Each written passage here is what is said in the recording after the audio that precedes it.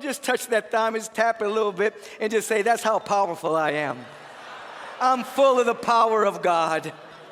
I'm full of the love of God. Abundance flows through me. Prosperity flows through me.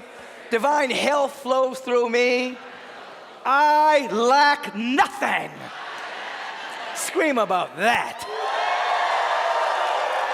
This, you're feeling into your destiny.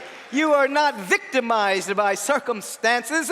They bring out the latent potential within you so that you can soar beyond the resistance of the excellence that's within your very soul. We're dealing with mental liberation as our theme of the month, and we're first of all coming to an awareness that the freedom that is within us is exactly that. It's intrinsic to us. We have a level of freedom that before we took a human incarnation, before time began, freedom is a part of our being. We're born free. No one can give you freedom. Freedom is something that you discover within your own soul, and you allow for the giftedness of the Spirit to take you over. And you have been recreated after the image and the very likeness of God, and left to discover the giftedness of your own being, to discover that. And in the process of discovering that, you become aware that the presence of God does not create robots or automatons, meaning this. People sometimes ask, why is all this negativity happening on the planet? Why doesn't God just create perfect people so that none of these negative things would ever happen? And we have to be aware the presence of God does not create robots. As a matter of fact, some of you will be on the internet sometimes and you'll sign up for something and it'll say, prove you're not a robot.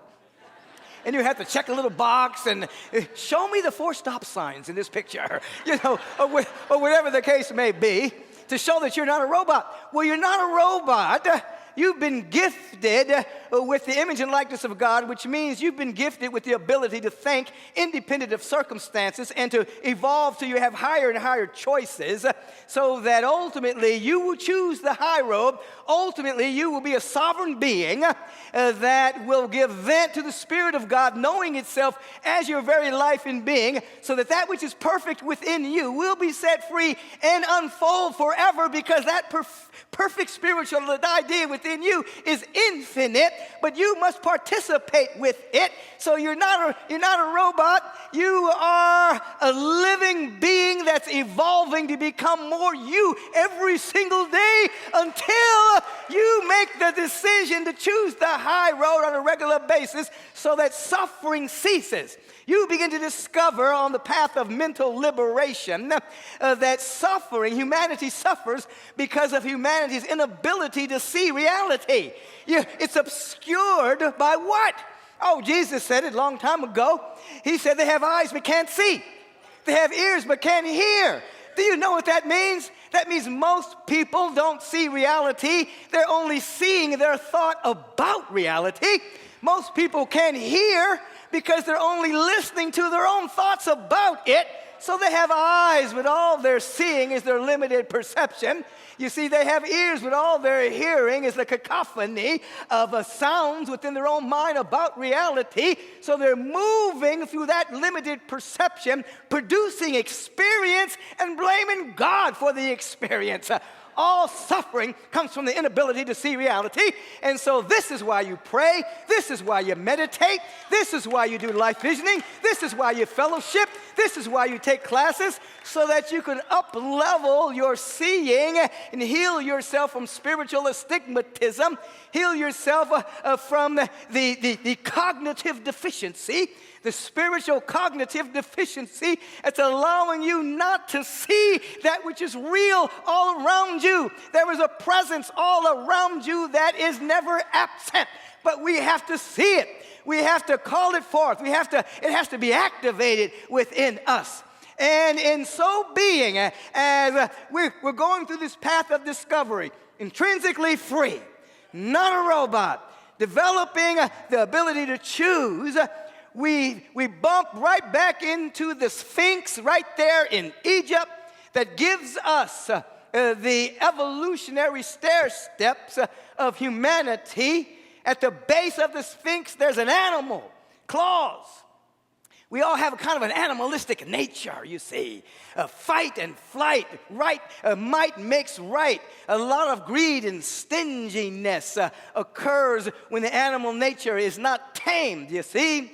It's my way or no way, you see. And then we start to evolve, and the evolution brings us to being, embracing our human incarnation. You see the human face on the Sphinx. The frontal cortex develops, and the ability to think, the ability to reason, the ability to choose begins to be more and more heightened.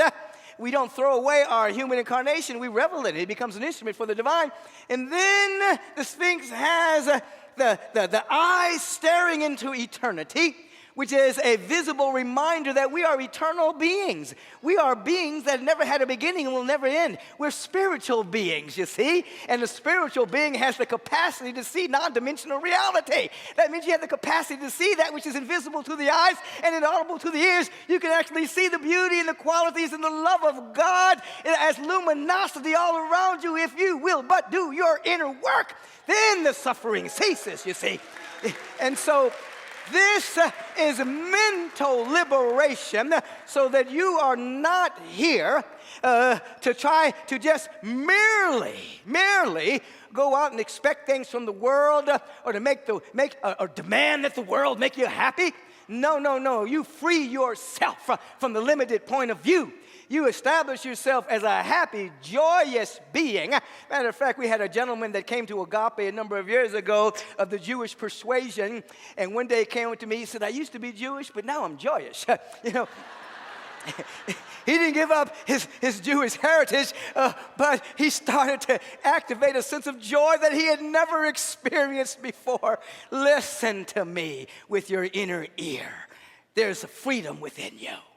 There's a joy within you. There's an abundance within you. There's a wellness within you that the world didn't give you and the world can't take it away once you dive deep enough in your own heart and soul until it becomes more real to you than the very chairs you are sitting on. Mental liberation is what the teaching is all about. It's to free yourself to discover that your suffering is coming from your inability to see. Eyes but can't see. And then you begin to understand, as those who have been coming here for a while deeply understand, that this is the springtime of an entirely different era in human history. We're joining a whole different era. I can remember I graduated as a licensed practitioner in 1979 and was teaching a couple of years even before that. So that's over 40 years of teaching spiritual practices and principles and dealing with clients and praying and watching healings happen and all manner of things. And I can remember when this teaching was peripheral. I can remember when the peripheral became central. Then that which was almost insignificant, people used to hide their books because they didn't want people to see that they were reading something called exotic or occult or whatever the case may be. Now it's all over the place. Now it's the peripheral conversation is central. We're in a whole new era. The vibration on the planet is higher than it's ever been. The old stagnant structures that are holding on for dear life are falling apart right in front of us. They can't hide anymore. They can't pretend that they're not vibrating at the animalistic nature. And more people are vibrating at the human and spiritual nature on the planet, percentage-wise. The beauty about that is that a thought that emerges from the feeling tone of an encounter with the presence of God is way more powerful than a thought form that's emerging from an animalistic nature or from fear, doubt, and worry, lack, and limitation, which means small groups of people coming together and having vision, speaking potential, speaking possibility, way more powerful than a lot of people still hanging out in the old paradigm. You are on the springtime of an entirely different era. If you look closely, you can see history changing right in front of you. You're in the era of which Newtonian physics is giving away to quantum physics, when everything was thought to be separate and there was a cause and an effect relationship to things of that particular nature. Now we know that that was just a primitive way of looking at the universe. The mystics have been teaching this for thousands of years, that we live in a unified awareness of which there's no cause and effect. There is an emergence of that which is already there. Listen, a chicken sitting on an egg does not cause a baby chicken. It creates the condition for the chicken that's already in there to emerge. You see? So you're going from Newtonian cause and effect to quantum. It's already done, baby. So we are on springtime of an era in which things are changing rapidly.